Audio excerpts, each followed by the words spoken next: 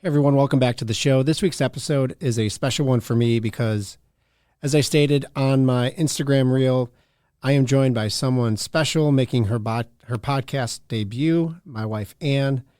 We're sitting down together to share our immediate reactions to the animated short Versa on Disney+. No overthinking, no deep prep, just real-time thoughts, emotions, and maybe a few disagreements along the way. So let's go ahead and get into it. First of all, welcome, Anne. Thank you for being here. Thanks for having me. As I stated, Anne is my wife of over 10 years. We have 4 children, Ryder being our oldest, and Ryder is the focal point of this podcast and our survival after losing him and coming out. I don't want to say coming out the other side. It's still an active journey. We're doing it every day. But again, Anne, thank you for being here. Let's get into the discussion. We are talking about Versa, now available on Disney+. It's gotten a lot of airplay on social media, a lot of articles written online. This is a big deal for Disney. They're going into this somewhat uncharted territory for a major animation studio. Mm-hmm. They have touched on loss before. We've all seen Up, Bambi. Loss is no stranger in the Disney landscape, but this is different. That the loss of a child is not something that they have approached or breached, and so definitely delicate. What were your first reactions to watching the film?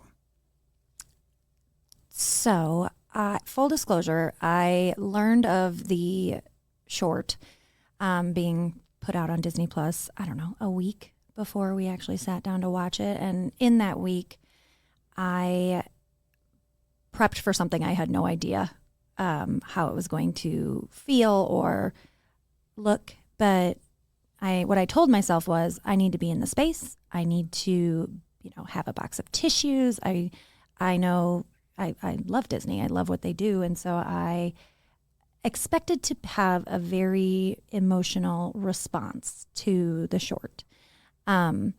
So I liked it. We watched it twice, kind of back to back. And then I took notes the second time, but I liked it. There were some things that I needed to sit with and think about before I really understood it, and see a second time too. But I expected to have a more emotional response than I did, which I don't think right, wrong, or otherwise.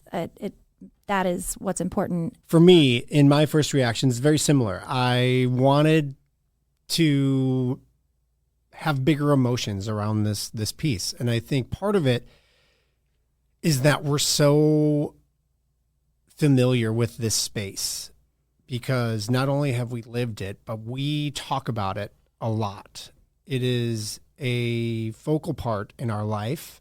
We have done things with different organizations, different events that center around the loss of Ryder.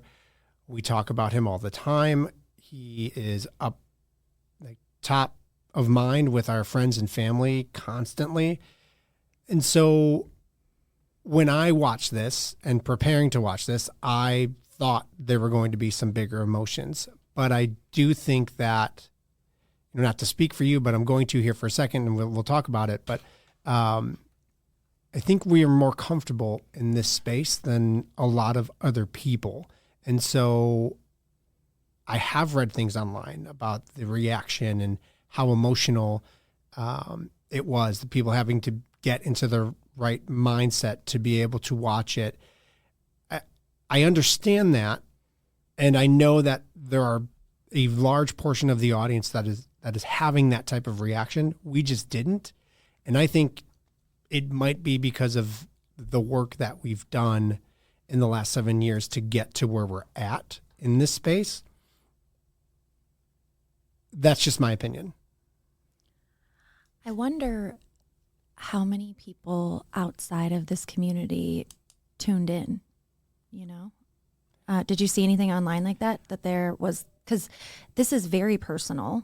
And so I don't know the answer to that, but I wonder if I would have watched this or sought it out 8, 9, 10 years ago.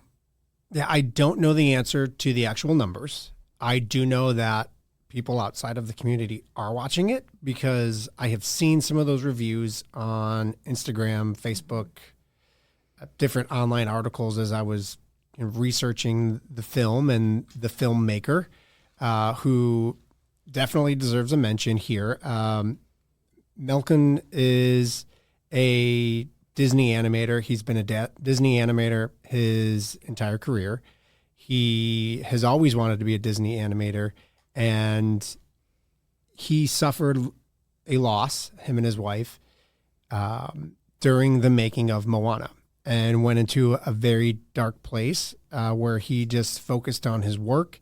And his wife took them on this journey. She was going through the work, going into the nursery, doing all of the things to heal, and he was not. And that's actually how this short film starts. He actually talks about some of this very directly at the very beginning of the film. So the runtime of the entire thing is about 12 and a half minutes, but the first couple of minutes is the animator, the director, talking through the loss a little bit and what brought him to create Versa. And I thought that was, for me, that was one of the most emotional parts of the film, because that introduction, it is his story. It is really personal. It's not an interpretation. It's his actual story. Yeah. And I think I want to come back to this point, because he was speaking during it. It wasn't dialogue, but it was his background and his personal experience. But then when we move into the movie, at a basic level, it's about a couple who loses their baby. But it's shown through light and movement and colors and in the absence of words, which is, maybe just sort of human. You connected to this story, the words, a little bit more than just the music and the dancing and all of that. I think that's an important point, talking about the lack of dialogue in the film, the dancing, the music. It very much reminded me of Fantasia. And Fantasia is critically acclaimed. It is one of those Disney films that I think people either love or hate. There's not too many people that are in the middle on it. And so I think that was a bold choice from an animation standpoint. But I think the emotion, the style of the animation, everything works in this piece. But it does draw me to similarities within Fantasia and the style. And so if you are a Disney fan and you're watching this film and you don't love Fantasia, you may not love this. There is no dialogue, as you said.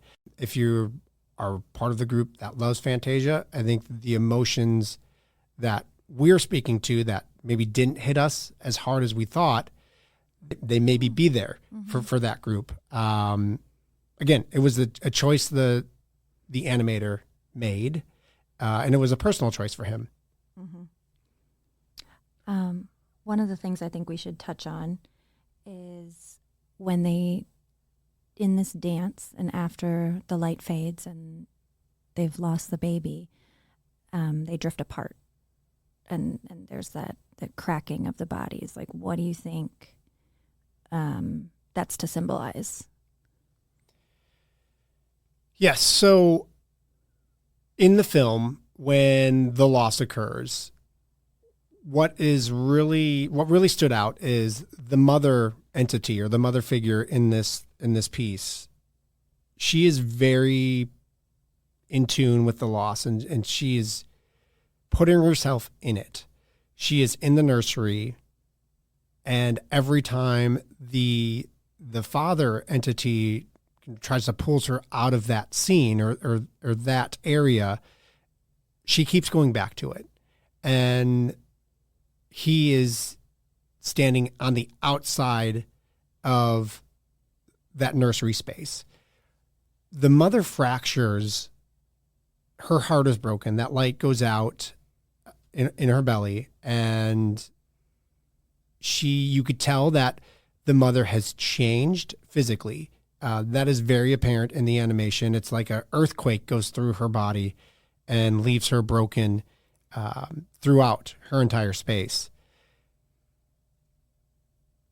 By staying in the nursery and grieving, those spaces are filled with a light. Mm-hmm. It's not the same light that was the baby, but it does kind of fill in those cracked spaces, and there is a type of ceramic in it's either the Chinese or the Japanese culture where they I was thinking this too. Where they fix things using gold Pottery with gold. Yes, yeah. And so that is definitely the symbolism that they're going for here. And she's not better. She's not how she was before, right, but she is still whole. Like it's as though like you can still see the cracks, but the light is shining through them. Like you said, it's kind of back to that old. Right, the loss has now become a part of her, but she's not fixed. She's still, and I don't want to say she's not broken. She's not fixed. She's not broken. She is a new form. Yeah, learning to live right with these cracks. Yeah, and the father starts to pick up on this as they are moving through this dance, and the movements are very different than they were in the beginning when she was pregnant and they were happy, and there's a lot more pushing away rather than pulling towards, and the father picks up on that, goes to that nursery space, and then that's when his fractures occur. Mm-hmm. Very symbolic. I think, for me, it took me back to, it's related but unrelated. It took me to the instance where I came home from work, and you and your sister Julie had, moved some things around, cleaned up the nursery a bit, and totally different. But I put myself in that space because when this happened in our loss, we went to the nursery right away. We saw the book, Wherever You Are, My Love Will Find You. Like, we had our breakdown moment at home immediately after losing Ryder. But the nursery is a sacred space in this animation or in this short film. And I can equate to that because I feel like that was also a sacred space for us. And I remember the one day I came home from work and there were some things moved around and I just broke down. We didn't fight. We didn't argue. It wasn't like a good, bad situation. But I just remember, like, this isn't how it's supposed to be. And like that space being so sacred. And they do depict that in this film pretty well, I think. Yeah, I think it also, I don't want to take this in a different direction, but the grieving being different, the meaning you placed on whatever was moved was, there was meaning there. There was emotion there where, I don't even recall like what was rearranged or whatever, but I think that is also like these in the short, they are grieving differently there, and whether it's because society or he himself thinks that he needs to be strong for his wife or that he just isn't processing it the same way, like who's to say? I guess that open-endedness is why it can apply to so many people. Yeah, and I don't even know if it's the strength, like being strong. I think a lot of it is just the stubbornness in men to just not feel emotions, to not think through things or talk through things the way that, they probably should be for, health reasons, mental health reasons, and, sanity's sake. I think you just bottle a lot of things in, and that definitely comes across in this too. Like that separation of, kind of blocking out the hard stuff was definitely there. Mm-hmm. The one thing that I didn't love in this short film, once the father goes into the nursery, spends that time with the mom, and he does start to fracture. Those breaks occur, and he breaks down in the film. There is it happens really quick, and then there's a total transformation in the mom, the father. They kind of crumble together, and which I think symbolizes that, like, finally there's this shared moment in grief between them, and they both really break down to nothing, which definitely happens. Yeah. And when you say crumble, you mean like when they had like that breakdown, that Yes. like unified Where they, crying like, and yeah. And they literally broke apart, like they crumbled. And like, Okay. and I don't want to go in, like, for people that are going to watch this, I don't want to go into too many specific details.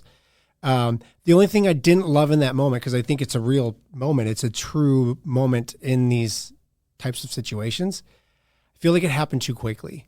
The dad's transformation was very, very fast, where I just feel like that could have been drawn out a little bit more.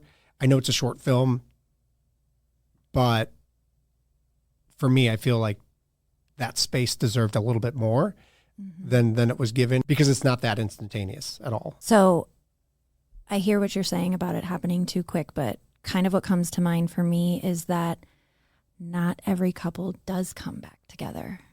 I remember in the, I don't know, within a day of losing Ryder, I remember getting a phone call and just hearing like, you and Nick are strong, like you can get through this, you can do this. And in my head, I was like, well, yeah, I couldn't possibly do this with anyone else. And I don't know, I mean, I do know that this doesn't happen for every couple or everyone who makes a baby, like especially in loss, like we have seen it. It's torn people apart because of the way grief presents itself differently, or how different people handle grief. And so maybe that's a reason for the quick response, is that, they kept so many things so broad within this short and, open to interpretation, that perhaps, I don't know, maybe I'm giving reason to something that doesn't exist, but that's something that just came up for me as you're talking about that. Like, in this short, they come back together, but that's just not always the case. Right. And we definitely have seen that in our groups and things. Not every couple survives. And some, for better or worse, like who's to say that, but yeah, it felt really real to me. Because you don't come back to the couple you were. Actually, something I wanted to make sure that I said was, you said something really that has stuck with me through this journey within days of losing Ryder. And I'm going to paraphrase, but I hope I can summarize accurately. What you had said was, I was expecting to come home and everything was going to be different. And that is what happened, but not in the way that I'd planned. Like, everything is different because we don't have this baby, because this is what we've lived through, not because Ryder is here with us. So do you remember saying that? Everything was different, but in like all the worst ways. Yeah, that's how you said it, I think. Yeah. Yep. So, if you had to sum it up. Well, before we sum things up. No, I'm not. And before we sum everything up, and if you've not seen this and you plan on watching it, you don't want any spoilers, don't listen to this part. At the end of the film, there is another baby that is born, and the joy is there. the father, the mother are still fractured. They're still broken. They are fused together through the light that fills the cracks. That is all still there, and I think that is great. We talk about rainbow babies, angel babies, all of the things that people call children after loss, and that can be a beautiful healing thing, but it doesn't take away from the loss. The loss is still there. And I think this film shows that really well. What I would have liked to have seen at the end, because that light from the pregnancy is still there. It is depicted like in the universe that they live in space. And it's still depicted. And then the father presents a baby or the new baby with a similar gift that he puts in the nursery at the very beginning of the film. And I think for me, that symbolizes things that we've done. We use the use of clouds and other things with our current children that very heavily symbolize Ryder, but now it's a shared thread with all of our children. And I think that this film shows that beautifully. I think this is something that families do. What I would have liked to see is that kind of fissure start slightly with the child. And this is just my opinion, because I do think for us, our children do know that they have a brother. They do feel the loss. They do feel that the lack of him being there. They ask questions. They talk about Ryder. And so I do think those cracks are going to be part of that new child as well. And I would have liked to see that depicted, but that's just my own personal critique. I liked, it was enough for me to see that. I think as a lost mom, I know, if not demand, that Ryder have a place in our story. And so for me to see the light that is depicted as the baby change throughout the short and whatnot, like that was enough for me. I hear what you're saying, like you would have liked to see it transferred onto the sibling. But yeah, I didn't, nothing was lacking there for me. Okay. I think that's fair. I mean, and I'm sure that there are some people that are listening to this that would say that I'm wrong and putting that on the child is, a terrible thing. But these stories are part of our family. And so that was just my opinion. Yeah, no, it's not wrong. But all right, so quickly, do you think that the lack of dialogue in this film led you to connect more or less in the with the overall film? Okay, well, I'm not a Fantasia fan, so you're pretty spot on here. Less, I would say, and there were other things that the second time around I got more, but I too connected more with Malcolm in the beginning when he explained things. Now I have sat a couple days with my notes and, thinking about what the short was. So I've kind of rounded out my thoughts, but I think just being who I am, like I get there faster with words. So it was a good exercise in my creativity, I think, but I don't mind dialogue. I think it would have helped me a little bit more. Yeah, and I agree. I think that these stories of loss, particularly out of order loss and infant loss, are so personal and difficult that I think, I don't want to say they require words, but I appreciate the words. I appreciate the dialogue. I mean, I'm doing a whole podcast about the loss of our son. So I think the words at the beginning where he was introducing the film were the most powerful piece because I felt connected to him and his story. And there were so many overlaps with him and his story. I mean, down to when I was in high school and going through all of my art classes, I wanted to be a Disney animator. That was the dream. And so I felt very connected to Melkin in those moments. I enjoy Fantasia. I think the animation in this is beautiful. I think the use of color is great. The reds, the blues, and then, into some of the darker purples when they're mourning the loss. And I think it's beautifully done. But the dialogue for me, I think would have helped me connect with the two main characters, the mother and the father, in ways that I expected to, but didn't.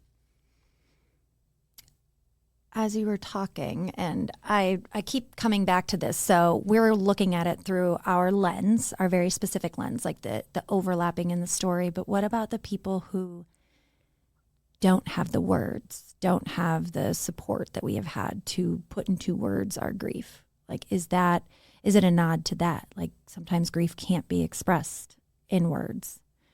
And so maybe this is evoking like a strong feeling in their body. There was one moment, and it was during the light dimming, where my body felt like numb or hollow or just like still. So maybe that was the goal of the lack of dialogue. Also, what could have been said? Right. It would have been it wouldn't have been a short if he had to come up with the dialogue. Plus, you had the potential to lose the open-endedness of the interpretation. Yeah, and I think that's key here, is that we know a little bit about Malkin's story and how he lost their son Cooper, and there are very direct parallels to our story. And so I think with dialogue, we would have felt super connected to this loss. Mm-hmm. And for somebody that had a different journey, whether it be infertility, pregnancy loss early on, or infant loss after pregnancy, would the impact be there? And I think that is a fantastic point. This is much more general, and I think open to all of the emotions across the board, where with the dialogue being more specific, being directed towards their specific loss, yes, it would have hit us so much harder, but the audience for that film would have been so much less. Yeah. Yeah. All right. So what was your big takeaway after watching it all, thinking through it, talking through it? What is your final assessment of Versa? I valued the coming back together. The coming back together with the cracks still intact, but different. I think what I was trying to say before, when it was like a person can live through this and come back changed, but not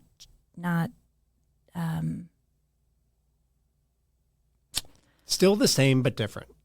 Yeah. Your shape has changed. Your outlook has changed. For right, wrong, or otherwise, better or worse, you view things through a different lens, which, that's kind of all of our experiences can do this for us. But at least in this story, the love didn't disappear after loss. It just shifted. The love for the baby, the love for their partner, like it just looked different. Yeah, I think what they do show in the love space specifically is that the opportunity for it to slip away was there, mm-hmm. and they show that. Mm-hmm. And they made the conscious effort as a couple, and the mom kind of pushed this or pulled him in to the nursery and to that grief space.